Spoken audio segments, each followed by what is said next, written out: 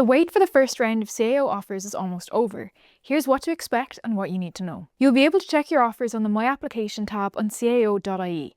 If you received an offer from both your Level 8 and Level 6 and 7 lists, both will be shown. Candidates could fill out a list of preferences between 1 and 10 on each level list for the CAO. The offer they will receive will be for the highest choice that they've achieved with the required number of points and met any other entry requirements for.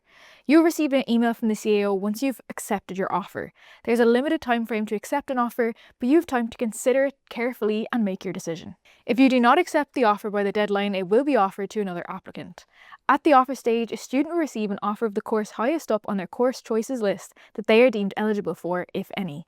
For example, if you receive your first preference Level 8 course in round 1, you will not receive an offer for a lower Level 8 preference in subsequent rounds. If you receive an offer of your third preference course, you may still receive an offer of your second or first preference course in a subsequent round of offers, but you will not receive an offer for your fourth preference course or lower.